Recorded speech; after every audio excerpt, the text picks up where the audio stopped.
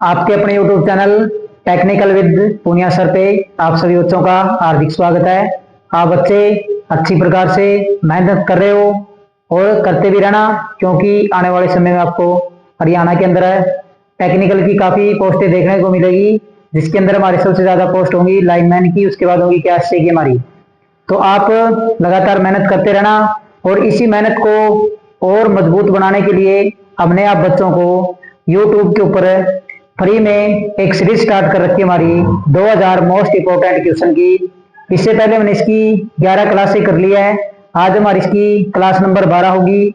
इससे पहले वाली क्लास अगर आपको अच्छे प्रकार से समझ में आई है तो आप हमारे चैनल को ज्यादा से ज्यादा लाइक, शेयर और सब्सक्राइब करना और हमारे साथ ऐसे ही जुड़े रहना, ताकि इस बार आप अच्छी मेहनत करके अच्छा स्कोर प्राप्त करो और एक सरकारी नौकरी आप हासिल करो। तो हमारी मोस्ट इंपोर्टेंट 2000 क्वेश्चन की सीरीज है, जो पहले जितने भी एग्जाम हुए हैं ऑल इंडिया के अंदर है, उसमें जो क्वेश्चन पूछे गए हैं वही सिलेक्टेड क्वेश्चन हम आप बच्चों के लिए लेकर आए हैं। इन 2000 क्वेश्चन के माध्यम से हम आप बच्चों को लगभग 4 से 5000 क्वेश्चन करवा देंगे, जो आपके आने वाले एग्जाम के लिए काफी इंपॉर्टेंट होंगे। और अगर आपने अच्छी मेहनत की है तो उसको आप अपने पेपर में जब क्वेश्चन देखोगे तो मैक्सिमम क्वेश्चन आपको इसी क्लास के अंदर से आपको देखने को मिलेंगे।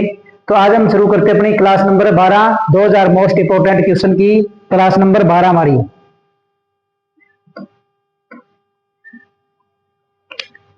पहला क्वेश्चन हमारा SWG 22 वायर का सामान्य व्यास क्या है। तो हमारे पास SWG 22 नंबर है, क्या है, और उसमें 22 नंबर तार का जो सामान्य व्यास है किसने बताना, हमने mm में। हमारे पास क्या होता है, एक स्टैंडर्ड वायर गेज होता है। क्या होता है, एक स्टैंडर्ड वायर गेज होता है, जिसकी full form standard wire gauge है SWG की। तो इसमें 0 से लेकर 36 तक अंक होते हैं। कितने होते हैं, 0 से लेकर 36 तक होते हैं। जैसे जैसे अंक इसकी वैल्यू बढ़ती जाएगी वैसे वैसे तार का साइज क्या होता जाएगा, व्यास कम होता जाएगा। और जैसे जैसे ये घटेगी वैसे वैसे इसका व्यास बढ़ता जाएगा। जब हम 1 पे जाएंगे व्यास कम होगा, 2 पे जाएंगे और कम होगा, 3 पे जाएंगे और कम होगा, 4 पे जाएंगे और कम होगा। तुमसे पूछ रहा है 22 नंबर का जो इसके अंदर सर्कल बना होगा, क्या इसके अंदर जो 22 नंबर का जो सर्कल बना होगा इस प्रकार से 22 नंबर का, उसका व्यास पूछ रखा है किसके अंदर, mm के अंदर पूछ रखा है। कितना होगा, 7.0104। ऑप्शन बी है 0.711, ऑप्शन सी है 3.251, ऑप्शन डी है 5.892। तुम्हारे ये किसका होता है हमारे पास, ये हमारे पास होता है 2 नंबर का। ये हमारे पास कितने का होता है, 10 नंबर का। और ये हमारे पास किसका होता है, ये होता है हमारे पास 4 नंबर का। ये किसका होता है हमारे पास, 4 नंबर का। तो हमारे पास 22 नंबर का क्या है, हमारे पास 22 नंबर का है ऑप्शन नंबर डी। 22 का हमारे क्या है, ऑप्शन नंबर डी।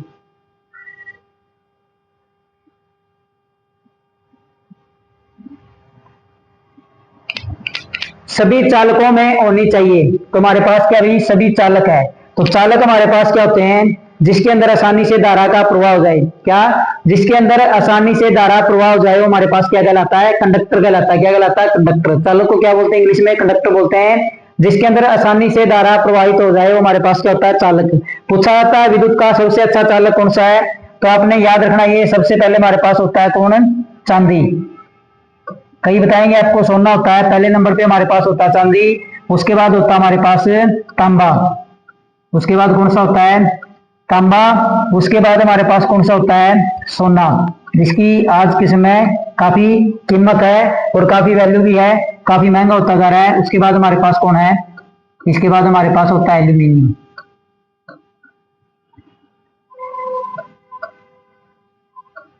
इस प्रकार से हमारे पास ये घटते क्रम में है। तो चांदी का परमाणु क्रमांक आपसे पूछ लिया जाता है तो कितना होता है, 47। तांबे का ही पूछ लिया जाता है तो तांबे का कितना होता है, 29। सोने का कितना होता है, 79। और एल्यूमिनियम का कितना होता है हमारे पास, 13। तो सभी चालकों में क्या होना चाहिए, एक अच्छे चालक के अंदर क्या गुण होना चाहिए, उसके अंदर प्रतिरोध कम से कम होना चाहिए, उसकी चालकता क्या होनी चाहिए, अधिक से अधिक होनी चाहिए, यांत्रिक रूप से भी मजबूत होना चाहिए। तो हमारे पास क्या है, सभी चालकों में होनी चाहिए। तो क्या होनी चाहिए, सुचालकता। तो उसके अंदर क्या होनी चाहिए, अधिक सुचालकता होनी चाहिए। उसके अंदर आसानी से धारा का प्रवाह जाना चाहिए। प्रतिरोध क्या होना चाहिए, प्रतिरोध होना चाहिए कम। क्या होना चाहिए, प्रतिरोध कम होना चाहिए।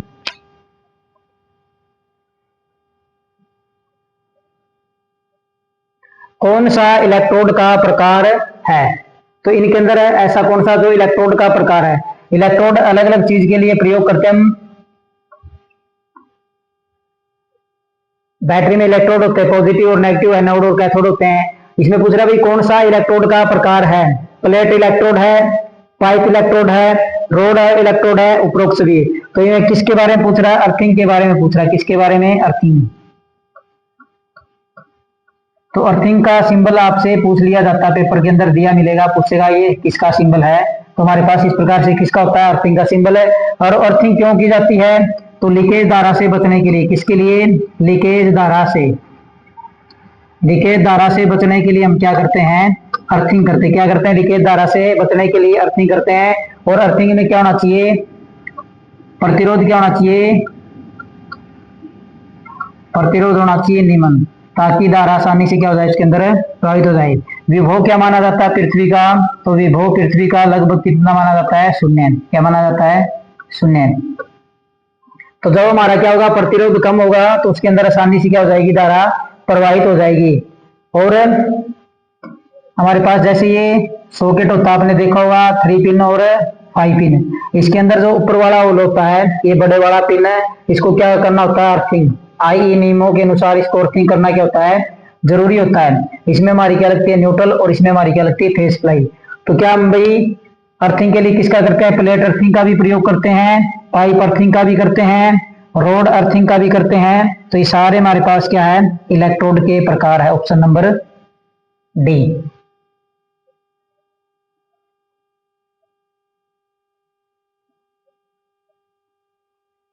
रसायन उद्योगों में ज्यादा अनुकूल केबल है।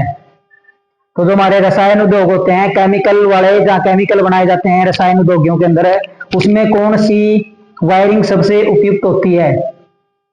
ये पूछा हुआ है। रसायन उद्योग में ज्यादा अनुकूल केबल है, तो हमने क्या करनी? रसायन उद्योग के अंदर क्या करनी है? वायरिंग करनी है। क्या करनी है? वायरिंग। तो पूछ रहा उस वायरिंग करने के लिए हमारे पास कौन सी केबल का प्रयोग किया जाएगा? ऑप्शन है लेड कवर्ड, सीटीएस, पीवीसी, इनमें से कोई नहीं। सीटीएस हमारे पास क्या होती है?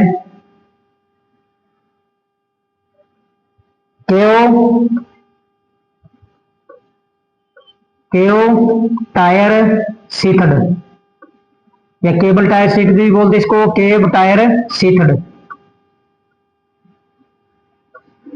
पीवीसी हमारे पास क्या होती है? Polyvinyl chloride. इसकी फुल फॉर्म काफी बार पेपर के अंदर पूछी गई, पॉलीविनाइल क्लोराइड।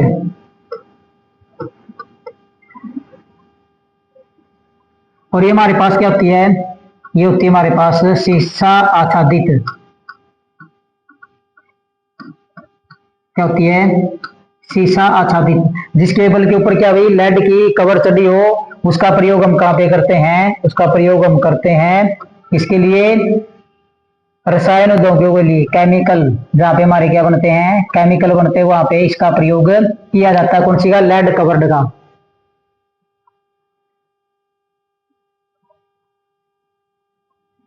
नमी के विरुद्ध बेहतर सुरक्षा प्रदान करती है।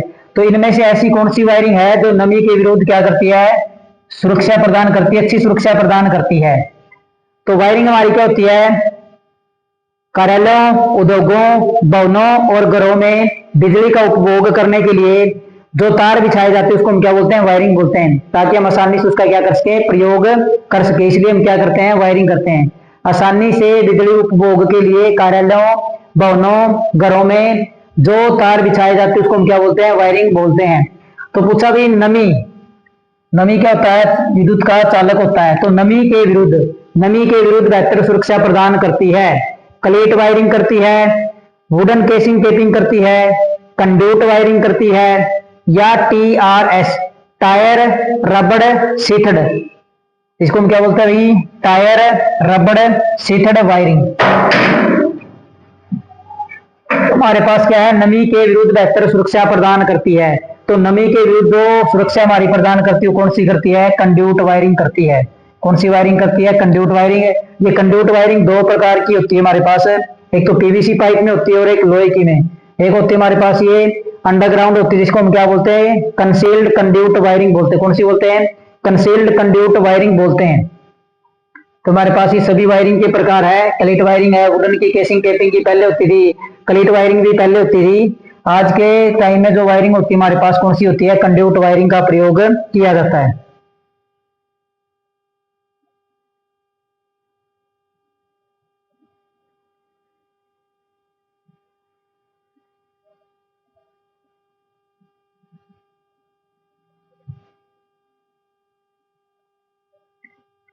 सामान्यतः कितने प्रकार के कंट्रोल पैनल पाए जाते हैं? तो सामान्य रूप से जो हमारे पास क्या होते हैं, कंट्रोल पैनल होते हैं, कितने प्रकार के होते हैं वो पूछा है। तो कंट्रोल पैनल हमारे पास क्या होता है, सप्लाई को नियंत्रित करने के लिए इसका प्रयोग किया जाता है। सप्लाई को नियंत्रित करने के लिए कंट्रोल पैनल का प्रयोग किया जाता है। इसके ऊपर सारी चीजें लगी होती है हमारे पास, सर्किट ब्रेकर भी होता है, रिले भी होता है, एमसीबी भी होते हैं, फ्यूज भी होते हैं, और जितने मीटर होते हैं वो भी इसके अंदर कंट्रोल पैनल के अंदर स्थापित किए जाते हैं। तो सामान्यतः कितने प्रकार के कंट्रोल पैनल पाए जाते हैं, 4, 2, 1, 8। तो कितने प्रकार के कंट्रोल पैनल पाए जाते हैं? तो सामान्य रूप से हमारे पास 2 प्रकार के होते हैं। कौन कौन से? एक तो होता है हमारे पास मैनुअली, कौन सा होता है, मैनुअली कंट्रोल पैनल, और एक होता है हमारे पास ऑटोमेटिक। एक कौन सा होता है, ऑटोमेटिक, ऑटोमेटिक कंट्रोल पैनल। तो सामान्य रूप से हमारे पास कितने पाए जाते हैं, 2 पाए जाते हैं। ये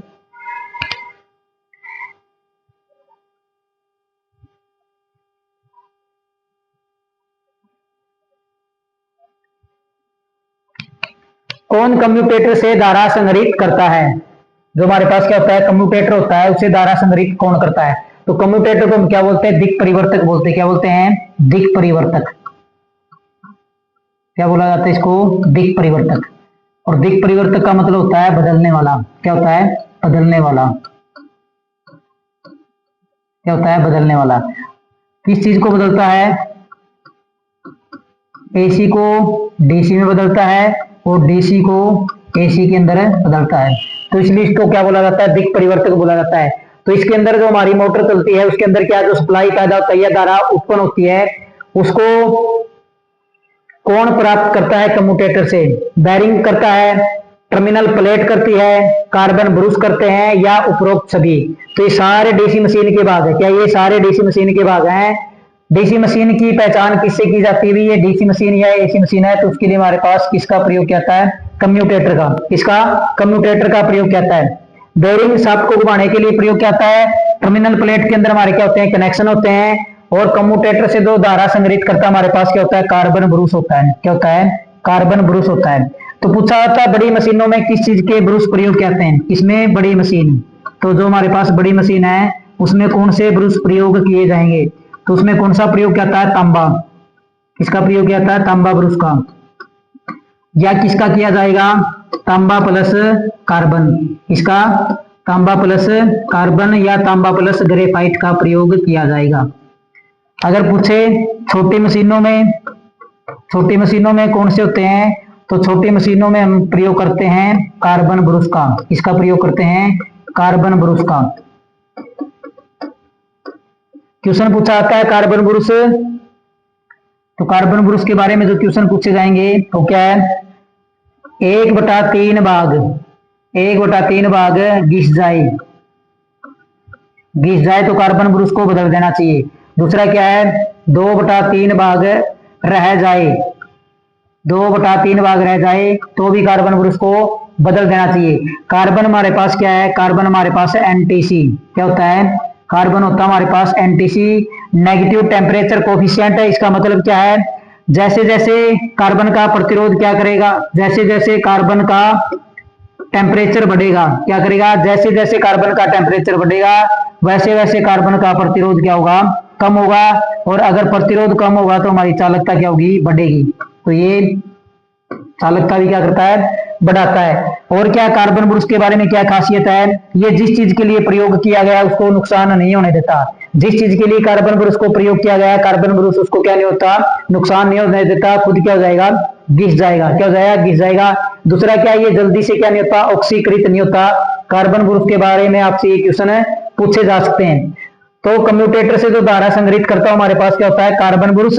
और कार्बन ब्रुश से जो सप्लाई लेके आगे देता बाहर उसको हम क्या बोलते हैं, ब्रुश लीड बोलते हैं। क्या बोलते हैं, ब्रुश लीड। जो कार्बन ब्रुश से सप्लाई लेके आगे सप्लाई देगा हमारे पास क्या होता है, ब्रुश लीड होती है। और क्या होता है कार्बन ब्रुश के बारे में, तो ये हमारे पास क्या होता है, डीसी कंपाउंड मोटर होती है। हमारे पास क्या होती है, DC compound motor.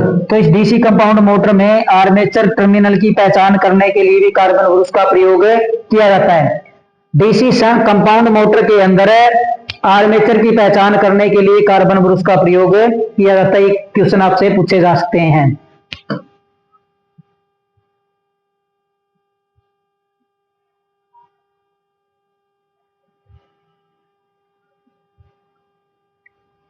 DC motor के मामले में मुख्य फ्लक्स होता है, किसके मामले में, डीसी मोटर के। तो आपसे डीसी मोटर का सिद्धांत पूछा जा सकता है। तो डीसी मोटर का सिद्धांत क्या होता है, क्या पूछा जा सकता है आपसे, डीसी मोटर का सिद्धांत। तो डीसी मोटर का जो सिद्धांत होता है हमारे पास क्या होता है, सिद्धांत आपने याद रखना, पेपर के अंदर पूछा जा सकता है। सिद्धांत क्या होता है इसका, विद्युत चुंबकीय खिंचाव। क्या होता है, विद्युत चुंबकीय खिंचाव के बल के सिद्धांत पर क्या करती है, कार्य करती है। किसके, विद्युत चुंबकीय खिंचाव बल। और ये होता कैसे है, खिंचाव बल। और क्या पूछा जाता है मोटर के बारे में, तो मोटर क्या करती है, विद्युत ऊर्जा को यांत्रिक ऊर्जा में बदलती है। मोटर क्या करती है, विद्युत ऊर्जा को यांत्रिक ऊर्जा में बदलती है। सिद्धांत क्या, विद्युत चुंबकीय खिंचाव के बल के सिद्धांत के ऊपर कार्य करती है। ये होता है कि हमारे पास एक होता है स्टेटर। क्या होता है, स्टेटर, जिसके अंदर हमारी क्या होती है, फील्ड वाइंडिंग। कौन सी होती है, फील्ड वाइंडिंग होती है पोल के ऊपर स्थापित। तो दूसरा हमारे पास होता है रोटर, जो हमारे कौन होता है, आर्मेचर। क्या होता है, आर्मेचर। और डीसी मशीन के अंदर घूमने वाला भाग क्या होता है, आर्मेचर। अगर आर्मेचर ऑप्शन में दिया तो आर्मेचर उत्तर होगा, और चाहे साथ में रोटर दिया हो। अगर डीसी मशीन के बारे में घूमने वाला भाग पूछे तो कौन होता है, आर्मेचर होता है। अगर आर्मेचर ऑप्शन में नहीं है तो आपका क्या होगा, रोटर होगा। अब ये जो सिद्धांत है उसी के बारे में पूछा, डीसी मोटर के मामले में मुख्य flux.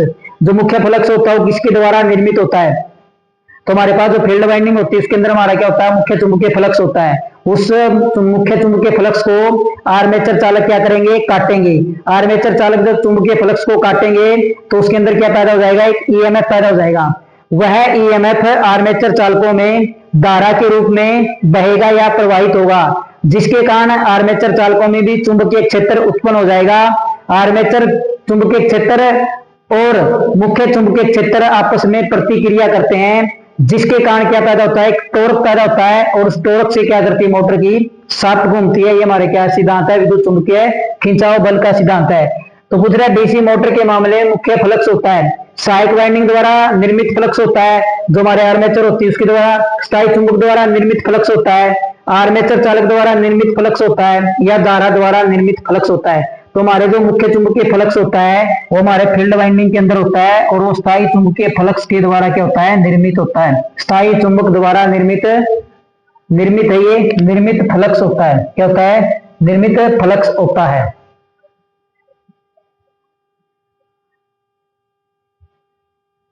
Thermal overload relay motor की रक्षा करता है। तुम्हारे पास कौन सा थर्मल ओवरलोड रिले है, मोटर की रक्षा करता है।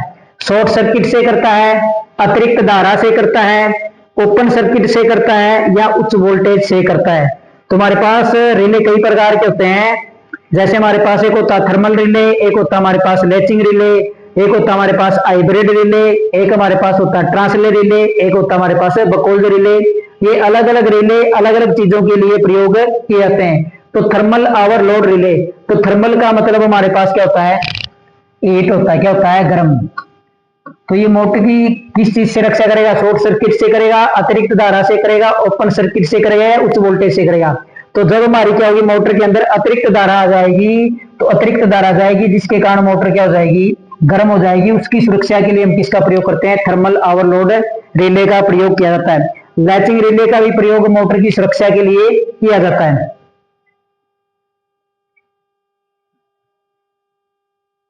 अल्टरनेटर आर्मेचर वाइंडिंग के कनेक्शन होते हैं। तो हमारे पास क्या है, अल्टरनेटर। विद्युत सप्लाई प्राप्त करने के लिए हम अल्टरनेटर का प्रयोग करते हैं। अल्टरनेटर को चलाने के लिए या तो हमारे पास होगा जनरेटर, या होगा हमारे पास ईंधन। तो उसके द्वारा हम क्या करते हैं, जनरेटर को चलाते हैं। तो पूछ रहा भी जो हमारे पास अल्टरनेटर होता है उसकी जो आर्मेचर वाइंडिंग होते हैं उसके कनेक्शन किसके अंदर होते हैं, हमेशा डेल्टा कनेक्ट होते हैं, हमेशा स्टार डेल्टा कनेक्ट होते हैं, हमेशा स्टार कनेक्ट होते हैं, या उपरोक्त सभी। डेल्टा भी हो सकते हैं, स्टार डेल्टा भी हो सकते हैं, और क्या हो सकते हैं, ये सभी भी हो सकते हैं।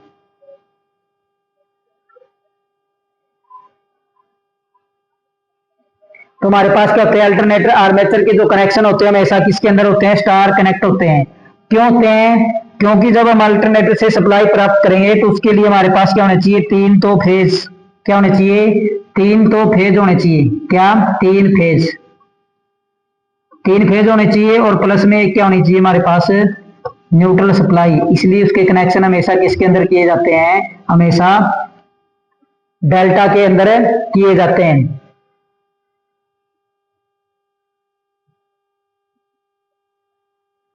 उच्च गति वाले अल्टरनेटर में कौन सा घूर्णक प्रयोग किया जाता है, उच्च गति वाले अल्टरनेटर में कौन सा घूर्णक प्रयोग किया जाता है।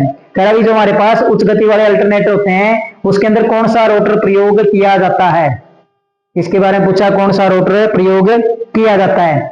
ऑप्शन ए है सर्पिल प्रकार रोटर, ऑप्शन बी है बेलनाकार, ऑप्शन सी है सैलिएंट, और ऑप्शन डी है उपरोक्त सभी।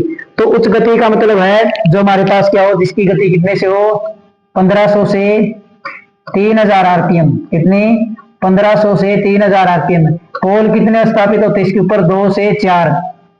लंबाई क्या होती है इसकी, अल्टरनेटर की लंबाई होती है अधिक, क्या होती है, रोटर की लंबाई क्या होती है, अधिक होती है। व्यास क्या होता है, व्यास होता है कम। तो व्यास कम होता है इसलिए इसके ऊपर पोल भी कम स्थापित किए जाते हैं। लंबाई अधिक होने के कारण इसके ऊपर वाइंडिंग अधिक होती है। तो उच्च गति वाले अल्टरनेटर में कौन सा घूर्णक प्रयोग किया जाता है, घूर्णक को क्या बोलते हैं, रोटर, क्या बोलते हैं, रोटर। तो कौन सा प्रयोग किया जाता है, बेलनाकार, कौन सा, बेलनाकार या नॉन सैलिएंट रोटर का प्रयोग किया जाता है।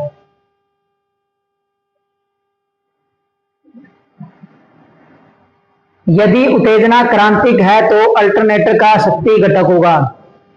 तो अल्टरनेटर क्या के बारे में क्या पूछ रखा है, यदि उत्तेजना एक्साइटेशन है, यदि एक्साइटेशन क्रांतिक है तो अल्टरनेटर का शक्ति घटक होगा। तो शक्ति घटक हमारे पास क्या होता है, तो शक्ति घटक हमारे पास तीन प्रकार से पूछा जा सकता है। कितने प्रकार से, तीन प्रकार से। एक होता है हमारे पास प्रतिरोध बटा में प्रतिबाधा, एक होता है हमारे पास केडब्ल्यू बटे में केवीए, और एक हमारे पास होता है cosine angle between current end voltage. Current और वोल्टेज के बीच में बनने वाला कोसाइन एंगल को भी हम क्या बोलते हैं, शक्ति घटक बोलते हैं। अगर शक्ति घटक कम हो गया तो हमारी इफिशियंसी भी क्या हो जाएगी, कम हो जाएगी। प्रतिरोध और प्रतिबाधा के अनुपात को भी शक्ति घटक कहा जाता है। किलोवाट और किलोवोल्ट एम्पियर को भी हम क्या बोलते हैं, शक्ति घटक बोलते हैं। तो यदि उत्तेजना क्रांतिक है तो अल्टरनेटर का शक्ति घटक होगा, यूनिटी होगा, पक्षगामी होगा, अग्रगामी होगा, या शून्य होगा।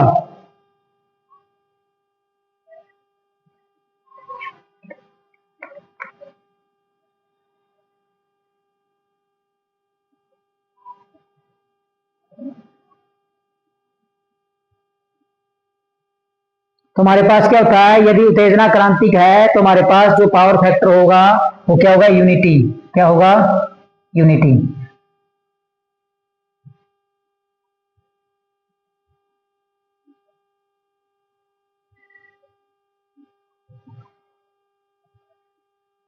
ट्रांसफॉर्मर क्रिया के लिए निम्नलिखित में से किसकी आवश्यकता होती है।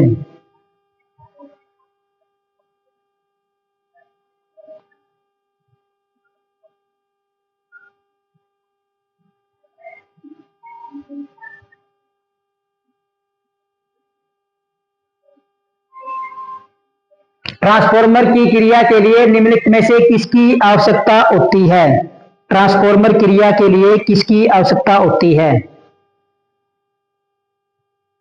तो ट्रांसफॉर्मर हमारे पास क्या होता है, एक स्तर की वोल्टेज को दूसरे स्तर की वोल्टेज में बदलने के लिए ट्रांसफॉर्मर का प्रयोग किया जाता है। कम वोल्टेज को ज्यादा करता है और ज्यादा वोल्टेज को क्या करता है, कम करता है। सिद्धांत क्या होता है, फैराडे के इलेक्ट्रोमैग्नेटिक इंडक्शन के सिद्धांत के ऊपर क्या करता है, कार्य करता है। म्यूचुअल इंडक्टेंस के सिद्धांत, इंडक्शन के सिद्धांत पे क्या करता है, कार्य करता है। तो म्यूचुअल इंडक्शन इंडक्टेंस हमारे पास क्या होता है, हमारे पास ट्रांसफार्मर के अंदर दो वाइंडिंग प्रयोग की जाती है। एक वाइंडिंग को हम बोलते हैं प्राइमरी वाइंडिंग और एक बोलते हैं हम क्या, उसको सेकेंडरी वाइंडिंग बोलते हैं। क्या बोलते हैं, सेकेंडरी वाइंडिंग। तो इन दोनों वाइंडिंग के अंदर क्या नहीं होता, कोई कनेक्शन नहीं होता, विद्युत रूप से जुड़ी नहीं होती लेकिन मैग्नेटिक रूप से जुड़ी होती है। जब हम इस वाइंडिंग को क्या देते हैं, विद्युत सप्लाई देते हैं, क्या देते हैं इसको, विद्युत सप्लाई देते हैं। तो और स्टेट ने मैंने बताया था कि जब भी कोई धारावाही चालक हमारे पास क्या, ये क्या कोई धारावाही चालक है और इसको जब हम क्या देते हैं, धारा देते हैं, क्या करते हैं, इस चालक को जब धारा देते हैं तो इसके चारों ओर क्या बन जाता है, तो उसने बताया था इसके चारों ओर चुंबकीय क्षेत्र बन जाता है। क्या बन जाता है, चुंबकीय क्षेत्र बन जाता है और वो अपने पास रखी सुई को क्या करने लग जाता है, विक्षेपित करने लग जाता है। जब हम इस धारावाही चालक को विद्युत धारा देते हैं तो इसके चारों ओर क्या बन जाता है, तो इसके चारों ओर चुंबकीय क्षेत्र बन जाता है। क्या बन जाता है, चारों ओर चुंबकीय क्षेत्र बन जाता है। ये चुंबकीय क्षेत्र क्या करेगा, इसके पास रखी सेकेंडरी कॉइल है, इसको क्या करेगा, ये लिंक करेगा। क्या करेगा, इसको ये लिंक करेगा। लिंक करने के कारण इसमें भी क्या हो जाएगा, चुंबकीय क्षेत्र उत्पन्न हो जाएगा। क्या हो जाएगा, चुंबकीय क्षेत्र या ईएमएफ क्या हो जाएगा, उत्पन्न हो जाएगा। क्या हो जाएगा, ईएमएफ उत्पन्न हो जाएगा, इलेक्ट्रोमोटिव फोर्स उत्पन्न हो जाएगा। और ये इलेक्ट्रोमोटिव फोर्स निर्भर किसके ऊपर करेगा, जितनी हमने वाइंडिंग प्रयोग की है। अगर कम वाइंडिंग प्रयोग की है तो कम ईएमएफ उत्पन्न होगा, अगर प्राइमरी से ज्यादा वाइंडिंग प्रयोग की है तो ज्यादा उत्पन्न होगा। तो ये हमारे पास क्या होता है, ट्रांसफार्मर का म्यूचुअल इंडक्टेंस का, इंडक्शन का क्या होता है, सिद्धांत होता है। प्राइमरी वाइंडिंग मैग्नेटिक रूप से सेकेंडरी वाइंडिंग से जुड़ी होती है लेकिन इलेक्ट्रिक रूप से क्या नहीं होती, जुड़ी नहीं होती। तो ये पूछ रहा है ट्रांसफार्मर की क्रिया के लिए निम्नलिखित में से कौन सी किसकी आवश्यकता होती है। तो ये हमारे जो ट्रांसफार्मर की क्रिया है भाई, प्राइमरी से सेकेंडरी के अंदर है, मैकेनिकल इलेक्ट्रिक रूप से कोई कनेक्शन नहीं होता लेकिन फिर भी ये विद्युत सप्लाई इस साइड जा रही है। तो ये किस क्रिया के कारण होगी, निरंतर चुंबकीय फ्लक्स के कारण होगी। निरंतर चुंबकीय फ्लक्स बनेगी तब। दूसरा है प्रत्यावर्ती चुंबकीय फ्लक्स होगी तब। ऑप्शन सी है प्रत्यावर्तित विद्युत फ्लक्स होगी तब, या इनमें से कोई नहीं। तो हमारे पास क्या होगी, जब लगातार बदलती रहेगी तब हमारी क्या बनेगी, चुंबकीय फ्लक्स बनेगी और जिससे हमारा क्या होगा, ईएमएफ उत्पन्न होगा। तो ऑप्शन नंबर बी, प्रत्यावर्ती चुंबकीय फ्लक्स हमारे पास क्या होना चाहिए, बनना चाहिए। यही ट्रांसफार्मर की क्या होती है, ट्रांसफॉर्मेशन प्रक्रिया होती है जिससे हमारा क्या करता है, सेकेंडरी के अंदर जाती है हमारी सप्लाई।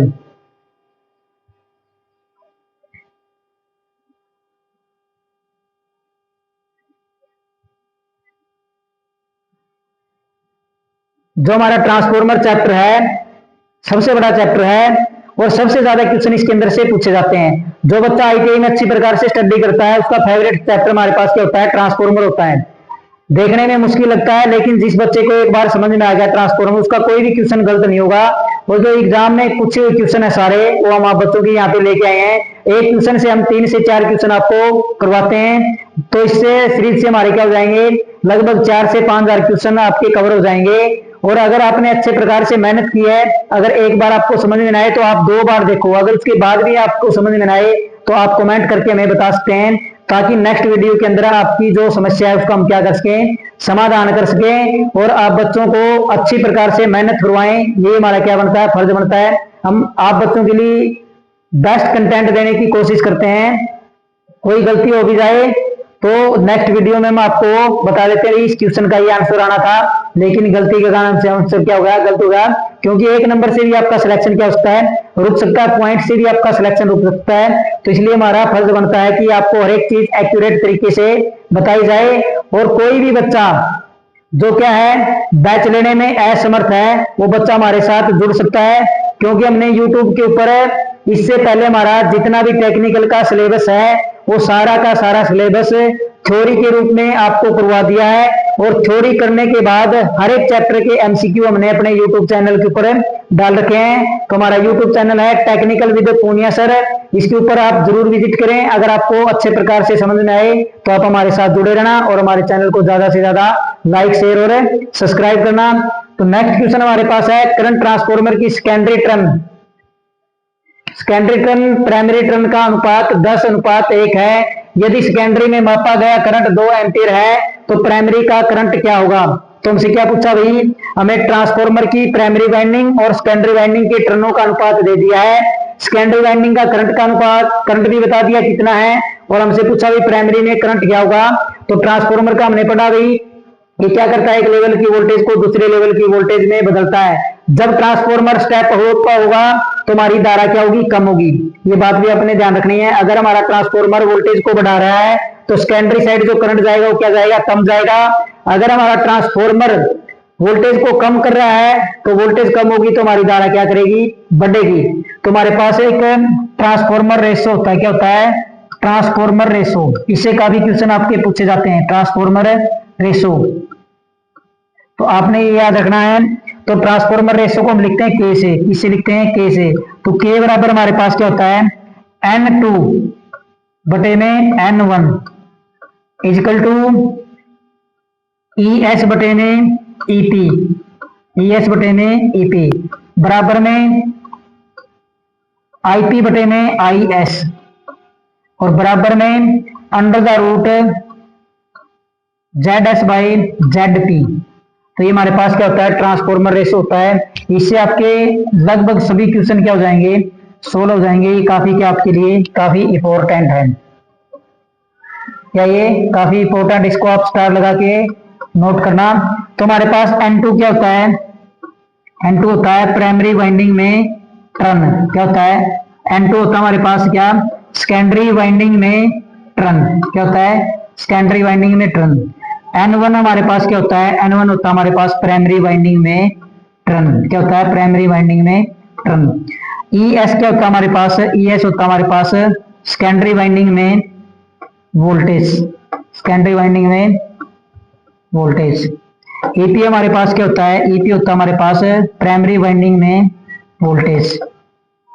IP हमारे पास क्या होता है, IP होता है हमारे पास प्राइमरी वाइंडिंग में धारा। क्या होता है, प्राइमरी वाइंडिंग में धारा। IS हमारे पास क्या होता है, IS होता है हमारे पास सेकेंडरी वाइंडिंग में धारा। क्या होता है, सेकेंडरी वाइंडिंग में धारा। ZS हमारे पास क्या होता है, ZS होता है हमारे पास सेकेंडरी वाइंडिंग में प्रतिबाधा। क्या होता है, सेकेंडरी वाइंडिंग में प्रतिबाधा। ZP हमारे पास क्या होता है, प्राइमरी वाइंडिंग में प्रतिबाधा। तो आपने ये याद रखना। तो हमारा क्वेश्चन आसानी से सोल्व हो जाएगा। तो हमें क्या दिया हुआ है, हमें दिया हुआ है सेकेंडरी वाइंडिंग। तो पहले क्या है सेकेंडरी वाइंडिंग, तो N2 का मान कितना दिया हुआ है, 10। N1 का मान कितना दिया हुआ है, N1 का मान दिया हुआ 1। कितना दिया हुआ 1। और सेकेंडरी में मापा गया करंट है, तो सेकेंडरी का मतलब है IS। IS का मतलब सेकेंडरी का करंट कितना है, 2 एम्पियर है। कितना है, 2 एम्पियर है। तो अब हमसे पूछ रहा भाई प्राइमरी में कितना करंट होगा, क्या होगा, प्राइमरी में कितना करंट होगा। तो आपको मैं सीधा ही बता देता हूं, इसका उत्तर क्या आएगा, इस 2 से ज्यादा आएगा। क्योंकि हमारे पास क्या है, सेकेंडरी में टर्न क्या है, ज्यादा है, प्राइमरी में टर्न क्या है, कम है। तो ट्रांसफॉर्मर कौन सा हमारे पास, स्टेप अप है। कौन सा है, स्टेप अप है। इसलिए सेकेंडरी के अंदर जो धारा जाएगी वो कम जाती है और प्राइमरी में धारा क्या रहेगी, ज्यादा रहेगी। तो हम इसको ऑप्शन के इस फॉर्मूले से रख लेते हैं। N2 का मान हमारे पास कितना है, 10 है। N1 का मान कितना है, 1 है। बराबर में IP हमारे पास क्या है, IP हमने क्या करना है, निकालना है। IS का मान कितना दिया हुआ है, 2 दिया हुआ है। अब इसकी आर पार गुणा करेंगे तो IP बराबर हमारे पास क्या हो जाएगा, 2 गुणा में 10 बराबर में कितना हो जाएगा, 20 एम्पियर। कितना हो जाएगा, 20 एम्पियर। Option number C. तो हमारा राइट आंसर क्या है, ऑप्शन नंबर सी। तो प्राइमरी के अंदर जो धारा होगी कितनी होगी, 20 एम्पियर होगी। कितनी, 20 एम्पियर।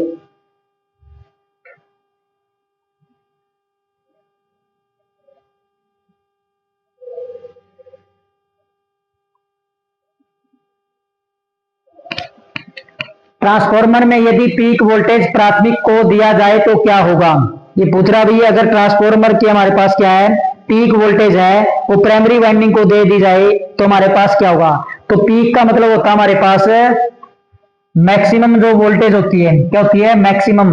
और जो हमारे उपकरण होते हैं कौन सा मान मापते हैं, RMS मान मापते हैं। कौन सा मान मापते हैं, RMS मान मापते हैं। तो कह रहा है यदि हमने प्राथमिक वाइंडिंग है ट्रांसफॉर्मर की, क्या ये हमारे पास ट्रांसफॉर्मर की क्या है, प्राइमरी वाइंडिंग है। इस प्राइमरी वाइंडिंग को हमने क्या दे दी, पीक वोल्टेज दे दी, क्या है, मैक्सिमम वोल्टेज दे दी। तो ट्रांसफॉर्मर के अंदर क्या होगा, लोहा हानि अधिक होगी, लोहा हानि कम होगी, तांबा हानि कम होगी या उपरोक्त सभी? तो लोहा हानि कब होगी? जब ये पीक वोल्टेज हम किसको देंगे? द्वितीयक वाइंडिंग को देंगे। किसको देंगे? द्वितीयक वाइंडिंग को यदि पीक वोल्टेज दे दी जाए तो क्या होगी? लोहा हानि अधिक होगी। यदि पीक वोल्टेज प्राइमरी को दे दी जाए तो लोहा हानि क्या हो जाएगी? कम हो जाएगी। क्या हो जाएगी? कम हो जाएगी। तो पूछा था भी लोहा हानि किससे ज्ञात की जाती है? तो लोहा हानि ज्ञात करने के लिए ओपन सर्किट प्रयोग किया जाता है। Open circuit test. कौन सा? Open circuit test. कौन सा प्रयोग किया जाता है? Open circuit test. तो इसमें सेकेंडरी वाइंडिंग को क्या रखा जाता है? ओपन रखा जाता है। क्या रखा जाता है? ओपन रखा जाता है। और ये हमारे पास जो हानि होती है क्या होती है? लोहा हानि। ये हमारे पास होती है स्थिर हानि। कौन सी होती है? स्थिर हानि होती है। ये हमारे पास क्या है? तांबा हानि। इसको ज्ञात करने के लिए शॉर्ट सर्किट टेस्ट प्रयोग किया था। कौन सा? Short circuit. कौन सा? Short circuit test. और ये क्या होती है हमारे पास? ये हमारे पास होती है अस्थिर हानि। कौन सी होती है? अस्थिर हानि होती है। कौन सी होती है? अस्थिर हानि होती है। ये लोड के ऊपर क्या करती है? निर्भर करती है।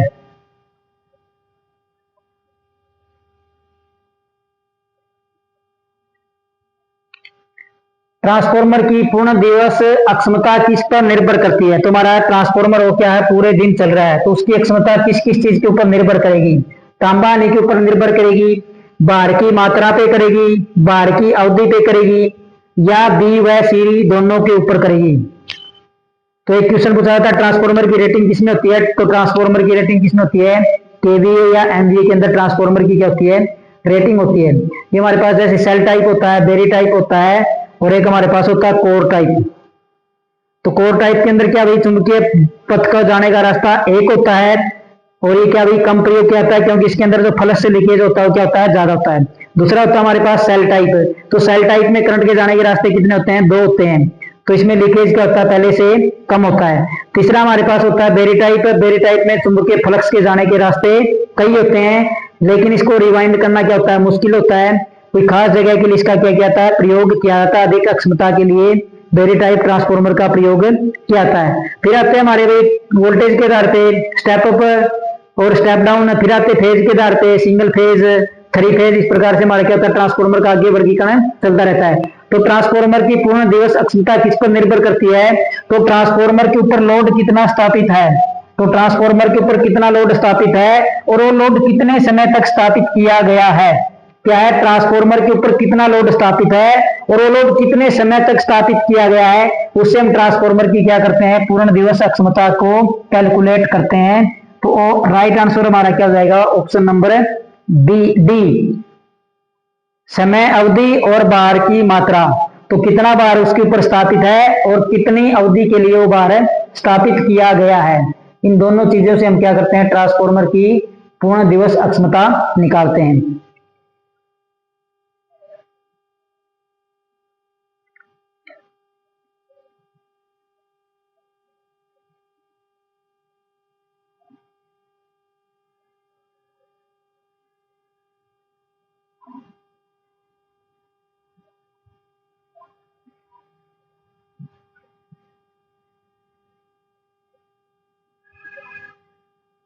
ऑटो ट्रांसफॉर्मर का उपयोग किया जाता है। इसका ऑटो ट्रांसफॉर्मर। तो ऑटो ट्रांसफॉर्मर को हम क्या बोलते हैं? स्वपरिणामित्र। क्या बोलते हैं? स्वपरिणामित्र का उपयोग किया जाता है। तांबा हानि कम करनी हो, जब परिवर्तन अनुपात कम होता है, जब ऑपरेटर उपलब्ध नहीं होता है, या उपरोक्त सभी। तो पूछा था भाई किस किस सिद्धांत पे काम करता है? तो स्वपरिणामी के सिद्धांत पे ये काम करता है। स्वपरिणामी के सिद्धांत पे कैसे काम करता है? इसके अंदर केवल एक ही वाइंडिंग होती है। क्या होती है? इसके अंदर केवल एक ही वाइंडिंग का प्रयोग किया जाता है। जैसे हमारे पास ये ए है और ये सी, यहाँ ये सी हमारे पास, यहां से हमने क्या कर रखा है? टैपिंग कर रखी है। हमारे पास कौन सा है? B point. कौन सा पॉइंट है? बी पॉइंट है। तो यहां से हम टैपिंग करके क्या करते हैं? प्राइमरी और सेकेंडरी वाइंडिंग क्या करते हैं? बनाते हैं। क्या करते हैं? प्राइमरी और सेकेंडरी वाइंडिंग हम क्या करते हैं? बनाते हैं।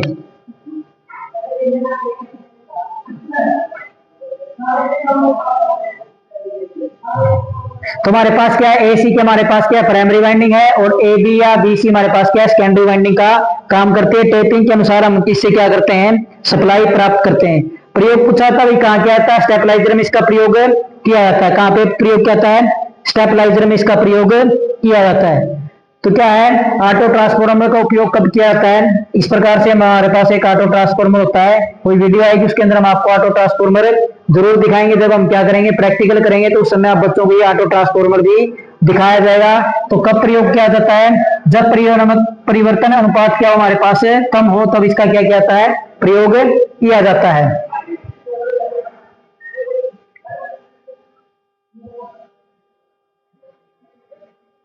दोष होने पर अलार्म देता है और तेल में डूबे हुए, दोष होने पर अलार्म देता है और तेल में डूबे हुए ट्रांसफॉर्मर में स्थापित किया जाता है।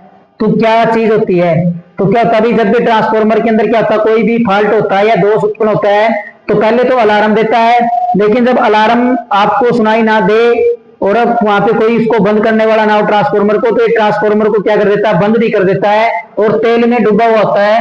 तो क्या चीज होती है, लेचिंग रिले होता है, बुकोल्ज रिले होता है, हाइब्रिड रिले होता है, या उपरोक्त सभी। तो लेचिंग रिले का प्रयोग हम कहां पे करते हैं, मोटर की सुरक्षा के लिए इसका प्रयोग क्या होता है, किसकी, मोटर की सुरक्षा के लिए इसका प्रयोग होता है। ये हमारे पास क्या होता है, हाइब्रिड रिले हमारे पास क्या होता है, तेज, क्या होता है, तेज होता है, और क्या होता है, विश्वसनीय होता है, क्या होता है, विश्वसनीय भी होता है हमारे पास। और होता है क्या, ये हमारे पास इलेक्ट्रॉनिक प्लस इलेक्ट्रोमैग्नेटिक होता है, इलेक्ट्रॉनिक प्लस इलेक्ट्रोमैग्नेटिक, क्या होता है, इलेक्ट्रोमैग्नेटिक इसका प्रयोग किया जाता है। तो हमारे पास कौन सा होता है, तो ट्रांसफॉर्मर के लिए जिसका प्रयोग किया था हमारे पास कौन सा होता है, बुकोल्ज रिले। तो इसका जो सबसे इंपॉर्टेंट क्वेश्चन है वो पूछा जाता है, भाई सिद्धांत क्या है, तो किसका, इसका सिद्धांत कौन सा होता है हमारे पास है, तो इसका जो सिद्धांत होता है हमारे पास, किसके सिद्धांत के ऊपर काम करता है, ये गैस के सिद्धांत के ऊपर क्या करता है, कार्य करता है, किसके, गैस के सिद्धांत पे, इसके गैस के सिद्धांत पे। इसके अंदर दो फ्लोटिंग पॉइंट होते हैं, जैसी गैस बनेगी फ्लोटिंग पॉइंट क्या हो जाएंगे, एक्टिव हो जाएंगे और अलार्म बजा देंगे। अगर अलार्म बजाने के बाद भी आपने ट्रांसफॉर्मर को बंद नहीं किया है, तो वो क्या कर देगा, अपने आप सर्किट को बंद कर देगा। और क्या पूछा जाता है, पूछा जाता है भाई जो बुकोल्ज रिले वो कहाँ पे स्थापित किया जाता है, तो बुकोल्ज रिले को कंजर्वेटर टैंक और मेन टैंक के अंदर ही क्या किया जाता है, बीच में उसको स्थापित किया जाता है। कंजर्वेटर टैंक और मेन टैंक के अंदर इसको क्या किया जाता है, स्थापित किया जाता है।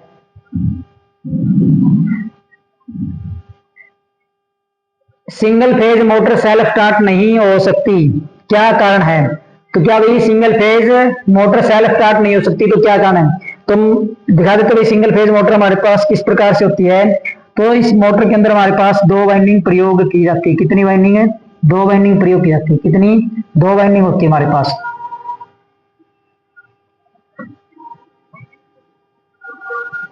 इस प्रकार से हमारे पास इसके अंदर दो वाइंडिंग होती है, और ये हमारे पास क्या होता है, रोटर, क्या होता है, रोटर होता है। तो ये मोटर के अंदर क्या होती है, इस मोटर के अंदर कमजोर चुंबकीय क्षेत्र उत्पन्न होता है, 240 वोल्टेज पे चलती, इसलिए सेल्फ स्टार्ट नहीं होती। संबंधित समतित चुंबकीय क्षेत्र उत्पन्न करती है, पल्सेटिंग चुंबकीय क्षेत्र उत्पन्न करती है, या उपरोक्त सभी। तो हमारे पास जो सिंगल फेज मोटर होती है वो क्या होती है, उसका स्टार्टिंग टॉर्क कम होता है, क्या होता है, स्टार्टिंग टॉर्क कम होता है, क्योंकि एक फेज होने के कारण क्या नहीं होती, सेल्फ स्टार्ट नहीं हो पाती, घूमने वाला चुंबकीय क्षेत्र स्थापित नहीं कर पाती सिंगल फेज के कारण। इसलिए इस मोटर को सेल्फ स्टार्ट बनाने के लिए हम किसका प्रयोग करते हैं, कैपेसिटर का प्रयोग करते हैं, किसका प्रयोग करते हैं, कैपेसिटर का प्रयोग करते हैं। तो कैपेसिटर के कारण हमारे पास क्या जाता है, जो हमारे पास स्टार्टिंग और रनिंग वाइंडिंग है उसके अंदर क्या होता है, 90 डिग्री का कोण स्थापित हो जाता है, कितने डिग्री का, 90 डिग्री का। ये हमारे पास क्या है, कैपेसिटर है, ये हमारे पास है स्टार्टिंग वाइंडिंग, और ये हमारे पास कौन सी है, रनिंग वाइंडिंग है। तो जो हमारी सप्लाई का तार लगेगा वो रनिंग वाइंडिंग के ऊपर लगाया जाता है, और एक हमारे क्या लगाया जाता है, कॉमन सिरे पे, किसके, कॉमन सिरे पे स्थापित किया जाता है। और कैपेसिटर हमारे क्या होता है, स्टार्टिंग वाइंडिंग के श्रेणी क्रम में होता है और रनिंग वाइंडिंग के किस में होता है, पैरेलल में होता है। तो ये मोटर क्या होती है, पल्सेटिंग चुंबकीय क्षेत्र उत्पन्न करती है, इसलिए क्या नहीं हो सकती, सेल्फ स्टार्ट नहीं होती। इसको सेल्फ स्टार्ट बनाने के लिए कैपेसिटर का प्रयोग किया जाता है। तो कैपेसिटर का जो पहला काम होता है हमारे पास क्या होता है, एक फेज को दो फेज में बांटना, जिसके कारण घूमने वाला चुंबकीय क्षेत्र बन जाएगा और मोटर क्या हो जाएगी, स्टार्ट है। अगर दूसरा काम, अगर सेकेंडरी काम पूछा है तो इसका कैपेसिटर का तो क्या करता है, गति भी बढ़ा देता है।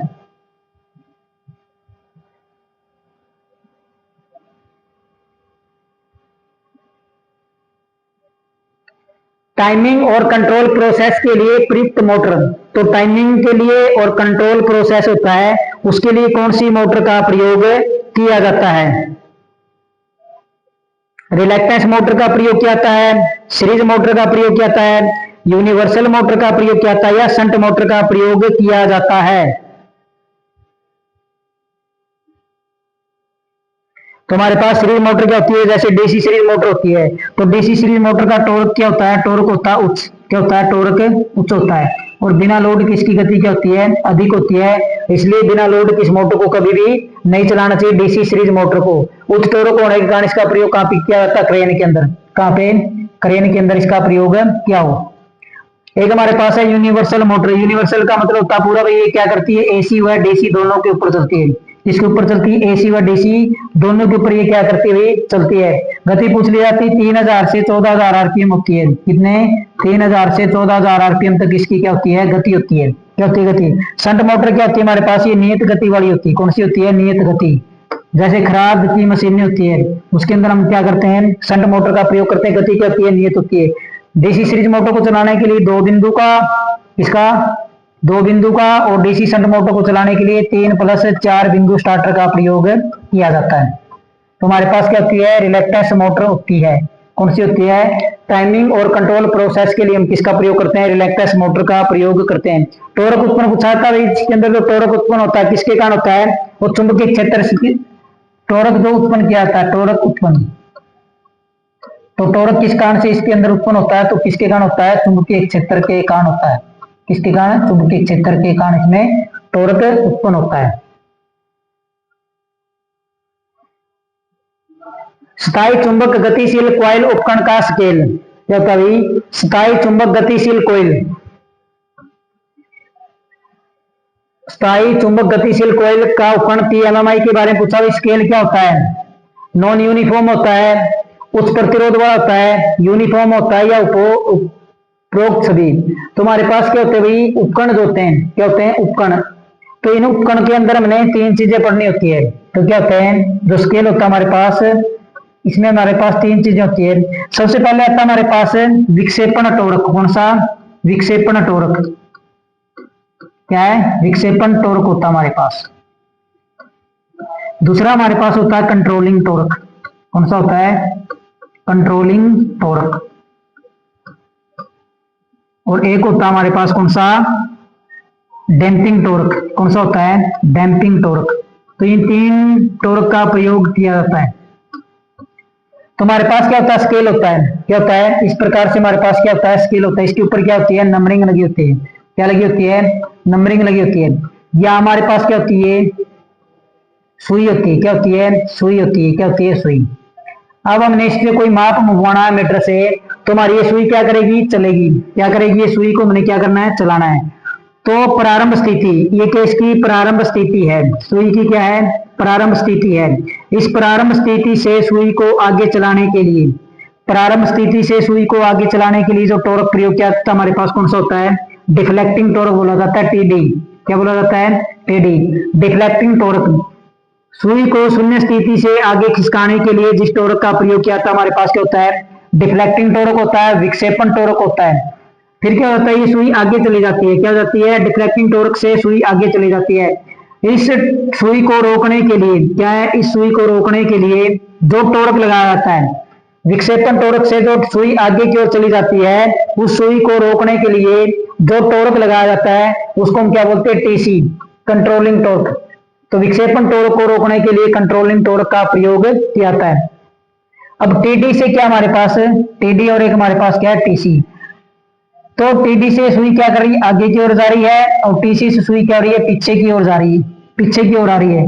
तो जो हमारी ये सुई है, ये सुई टीडी को आगे धकेल रहा है, टीसी को वापस कर रहा है। तो इस सुई में क्या हो जाती है? कंपन पैदा हो जाती है। क्या हो जाती है? कंपन पैदा होती है, वाइब्रेशन उत्पन्न हो जाती है। इस वाइब्रेशन को नियंत्रित करने के लिए डैम्पिंग टॉर्क का प्रयोग किया जाता है। इसका प्रयोग किया जाता है? डैम्पिंग टॉर्क का प्रयोग किया जाता है। अब पीछे क्वेश्चन पूछा गया था भाई, संतुलन स्थिति क्या पूछी गई थी? संतुलन स्थिति। तो संतुलन स्थिति क्या होगी? संतुलन स्थिति कब होती है? जब हमारे पास क्या होगा? कंट्रोलिंग टॉर्क बराबर में डिफ्लेक्टिंग टॉर्क हो जाएगा। ये क्वेश्चन पूछा गया था पेपर के अंदर पीछे वाले लाइनमैन के अंदर। तो संतुलन स्थिति कब होती है? जब क्या होता है टीसी और टीडी क्या जाए बराबर हो जाए। स्थायी चुंबक गतिशील कॉइल उपकरण का स्केल कैसा होता है? नॉन यूनिफॉर्म होता है। कैसा होता है? नॉन यूनिफॉर्म होता है इसका स्केल। कौन सा मीटर डीसी सर्किट पर इस्तेमाल नहीं होता? तो इनमें से ऐसा कौन सा मीटर है जिसका प्रयोग डीसी पर नहीं कर सकते? तो डीसी मापने के लिए इनमें से कौन से मीटर का प्रयोग नहीं किया जा सकता? मरकरी मीटर है, mercury motor meter, induction meter, commutator motor meter या वोल्ट मीटर।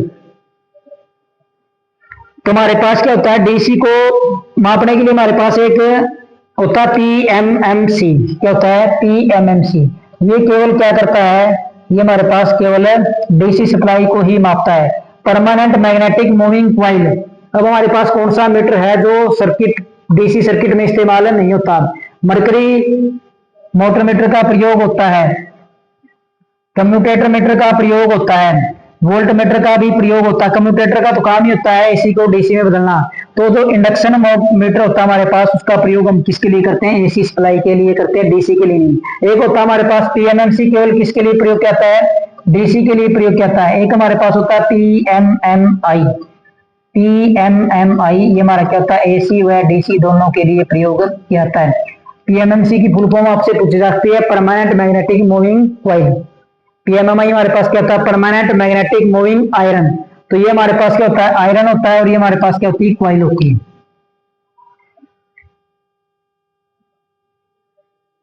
सीएफएल किसके समान सिद्धांत पर कार्य करती है? कौन है? सीएफएल किसके समान सिद्धांत पर कार्य करती है?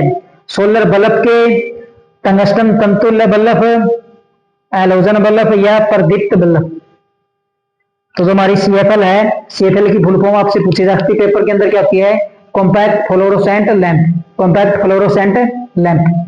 तो आजकल सीएफएल की जगह हमारे पास क्या आ गई? एलईडी आ गई है। सीएफएल का प्रयोग हमने बल्ब की जगह किया था, अब सीएफएल की जगह हम किसका प्रयोग करते हैं? एलईडी का, लाइट इमिटिंग डायोड का प्रयोग करते हैं। क्यों करते हैं? एक तो इसका जीवन काल क्या है? लंबा है। जीवन काल क्या है? लंबा है। और क्या करती है? विद्युत की खपत क्या करती है? कम करती है। एक 9 वाट की एलईडी 100 वाट के बल्ब के बराबर होती है। क्या होती है? जितना 100 वाट का बल्ब होता है उतनी हमारी क्या होती है? एक 9 वाट की एलईडी होती है। तो सीएफएल किसके समान सिद्धांत पर कार्य करती है?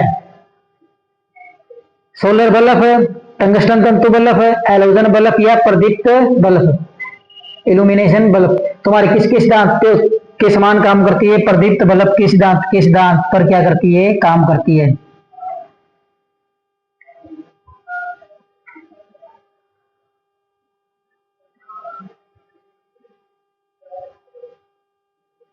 केबल के लिए ग्रेडिंग किसके द्वारा प्राप्त की जा सकती है? केबल के लिए ग्रेडिंग होती हुई अच्छी ग्रेडिंग मिली है, बुरी मिली है, मध्यम मिली है या पुअर मिली है। केबल के लिए ग्रेडिंग किसके द्वारा प्राप्त की जा सकती है? तुम्हारे पास जो केबल है उसकी ग्रेडिंग किसके द्वारा प्राप्त की जा सकती है? भाई केबल कैसी है? धारिता ग्रेडिंग और चुंबकीय ग्रेडिंग, धारिता ग्रेडिंग और इंटरशीथ ग्रेडिंग, तुल्यकालन ग्रेडिंग और धारिता ग्रेडिंग या इनमें से कोई नहीं। तुम्हारे पास जो केबल होती है उसको बनाने के लिए हमारे पास क्या क्या चीज होती है और केबल के अंदर क्या क्या चीज प्रयोग की जाती है? तो उसके लिए आपको एक नाम याद रखना होगा जिससे आप क्या कर सकते हो? आसानी से बता सकते हो इस केबल के अंदर क्या क्या चीज प्रयोग की गई है। तो नाम होता है हमारे पास सिम्बास। क्या होता है? सिम्बास। कोई मुश्किल नाम नहीं है। क्या नाम है? सिम्बास। सिम का बास। जहां पे सिम बास करती है फोन के अंदर, ऐसी हमारी क्या होती है? केबल इस चीज के अंदर वास करती है। जैसे सिम मोबाइल के अंदर वास करती है, वैसे हमारी जो चालक तार है वो इस केबल के अंदर क्या करते हैं? वास करते हैं। आपने इस प्रकार से याद रखना है सिम बास। भाई जैसे सिम के अंदर फोन डाली जाती है वैसे ही इस केबल के अंदर हमारे क्या होते हैं? चालक डाले जाते हैं। तो सबसे पहले हमारे पास सी का मतलब है कंडक्टर। तो सबसे पहले हमारा आएगा कंडक्टर, उसके बाद हमारा क्या आएगा? इस कंडक्टर के ऊपर इंसुलेशन लगेगा, इंसुलेशन के ऊपर हमारी क्या लगेगी? धातु कवच लगेगा। क्या लगेगा? धातु कवच, इसको बचाने के लिए। उसके बाद इसके ऊपर क्या लगाई जाएगी? बेंडिंग का प्रयोग किया जाएगा। उसके बाद क्या करी जाएगी, आर्मरिंग की पत्ती होती है हमारे इस प्रकार से, इसके ऊपर आर्मरिंग की पत्ती लगाई जाती है। फिर उसके बाद क्या होती है, सर्विंग, फिर इसके ऊपर क्या दोबारा से कवर डाल दिया जाता है। तो जो केबल की ग्रेडिंग किसके द्वारा प्राप्त की जाती है, तो धारिता ग्रेडिंग क्या है और उसकी इंटरशीथ ग्रेडिंग क्या है, उसके द्वारा हम केबल की ग्रेडिंग प्राप्त करते हैं। तो ऑप्शन नंबर बी।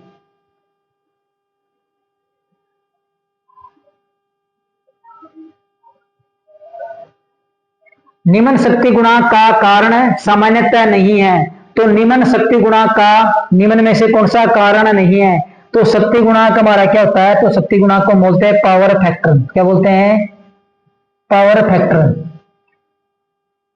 क्या बोला जाता है, पावर फैक्टर है। तो पावर फैक्टर हमारे पास क्या होता है, तीन प्रकार से आपके ऑप्शन दे के पूछा जाता है निम्न में से पावर फैक्टर कौन सा है। तो सबसे पहले हमारे पास होता है आर बाई जेड, प्रतिबाधा और प्रतिरोध और प्रतिबाधा का अनुपात होता है। दूसरा हमारे पास होता है पावर फैक्टर, दूसरा होता है हमारे पास के डब्ल्यू बाई केवीए। क्या होता है, के डब्ल्यू बाई केवीए। तीसरा पावर फैक्टर होता है हमारे पास कोसाइन एंगल। क्या याद रखना आपने, कोसाइन, साइन नहीं, कोसाइन एंगल बिटवीन धारा एंड वोल्टेज। क्या, धारा एंड वोल्टेज। तो ये तीनों पावर फैक्टर की परिभाषा है।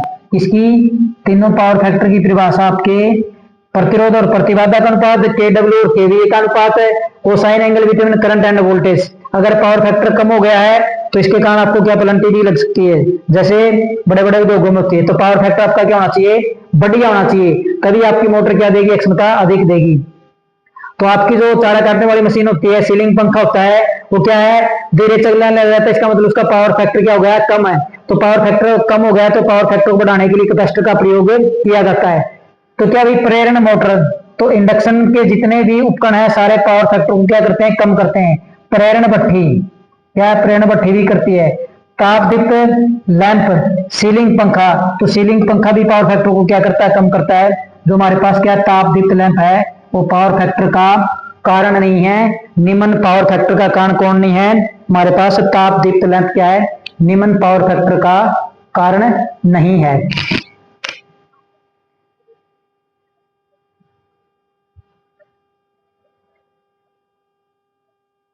आरसी परिपथ का शक्ति गुणांक, इसका आरसी, आरसी तो हमारे पास क्या प्रतिरोध है और कैपेसिटर है।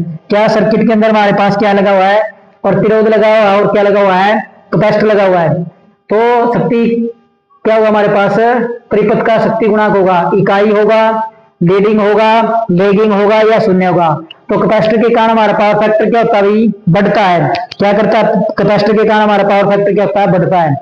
तो इसका मतलब है इसमें धारा क्या कर रही है, वोल्टेज से लीड कर रही है, तो हमारा पावर फैक्टर क्या होता है, लीडिंग। क्या होता है, लीडिंग।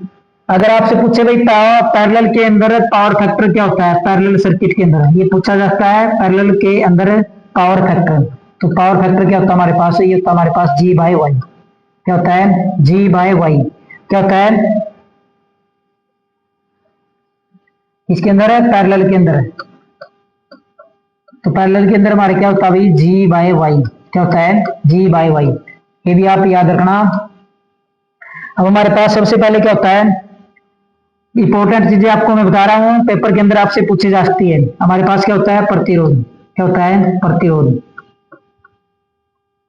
तो प्रतिरोध बराबर हमारे पास क्या होता है, 1/,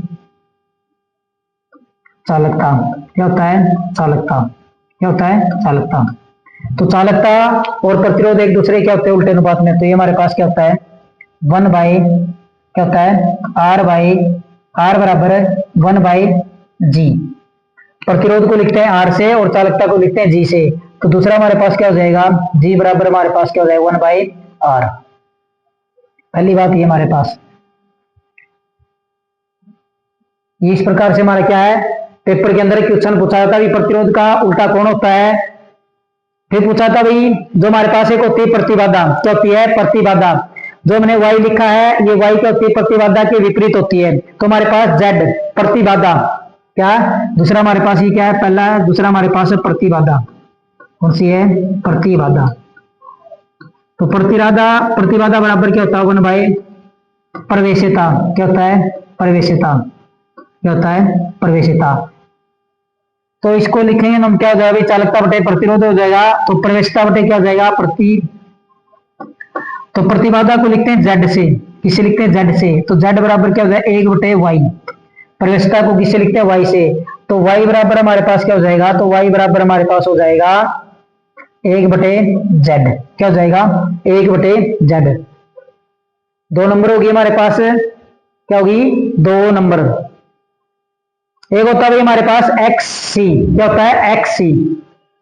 तो XC हमारे पास क्या होता है, तो XC हमारे, पहले इसका नाम लिख लेते हैं, संधारित्र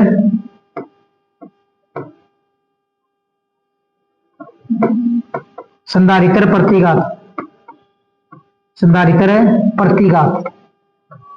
तो संधारित्र प्रतिघात को हम किससे लिखते हैं, तो ये होता हमारा 1 बटे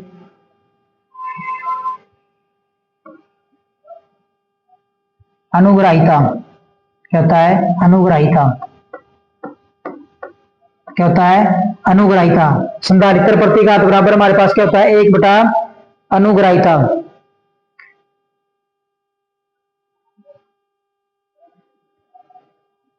तो ये हमारे पास किस प्रकार से है, तो इसको लिखते हैं हम किससे XC से। किससे लिखते हैं XC बराबर हमारे क्या हो जाएगा 1 बाय BC। क्या हो जाएगा 1 बाय BC। पर्यायनीय संधारित्र अनुग्राहिता, ये क्या होगी हमारी संधारित्र अनुग्राहिता। तो इसको BC बराबर क्या हो जाएगा हमारे पास, BC बराबर हो जाएगा 1 बाय XC। क्या हो जाएगा XC। एक हमारे पास होता है प्रेरणीय प्रतिघात। क्या होता है प्रेरणीय प्रतिघात। क्या होता है प्रेरणीय प्रतिघात, प्रेरणीय प्रतिघात। तो प्रेरणीय प्रतिघात बराबर में क्या होता है 1 बटे प्रेरणीय अनुग्राहिता। क्या होती है प्रेरणीय अनुग्राहिता। क्या होती है प्रेरणीय अनुग्राहिता। तो ये हमारे पास क्या होता है, इसको लिखते हैं हम XL से। तो XL बराबर क्या हो जाएगा 1 बाय BL। क्या हो जाएगा 1 बाय BL। और BL बराबर हमारे पास क्या हो जाएगा, तो BL बराबर हो जाएगा 1 बटे XC। XL क्या हो जाएगा XL। तो ये हमारे पास है, इस प्रकार से आपसे क्वेश्चन पूछे जाते हैं। तो प्रतिरोध का, तो ये क्वेश्चन एक आपसे पूछाता है 1 नंबर, 2 नंबर, 3 नंबर और 4 नंबर। तो हमारे पास क्या है R है, Z है, XL है, XC है। दूसरी साइड इनके विपरीत में हमारे पास क्या थे, तो R के विपरीत में क्या थी G थी, Z के विपरीत में क्या था Y था, XL के विपरीत में क्या था BC था, X इसके था Y, इसके क्या था हमारे पास XL के BL। क्या था BL। क्या था BL। और XC के क्या था BC। तो इसके अंदर से भी क्वेश्चन आपको पूछा जाता है। तो ये क्या होता है, इनका मात्रक क्या होता है, इनका मात्रक होता है ओहम। क्या होता है इनका मात्रक क्या होता है चारों का, प्रतिरोध का, प्रतिबाधा का, कैपेसिटिव रिएक्टेंस का और इंडक्टिव रिएक्टेंस का। कैपेसिटिव रिएक्टेंट इंडक्टिव रिएक्टेंस का मात्रक क्या होता है ओम होता है। और इन चारों का मात्रक क्या होता है महू। क्या होता है महू। चालकता का, प्रवेशिता का, प्रेरणीय अनुग्राहिता और कैपेसिटिव अनुग्राहिता का मात्रक क्या होता है हमारे पास ओम होता है। तो ये क्वेश्चन भी आपसे पेपर के अंदर पूछाता है। पैरेलल के अंदर क्या होता है भाई, तो पैरेलल के अंदर जो हमारा क्या होता है G बाय वाई होता है। क्या होता है G बाय वाई होता है। G बाय वाई हमारे पास क्या होता है, G का मतलब हमारे पास क्या है चालकता और Y का मतलब क्या है प्रवेशिता।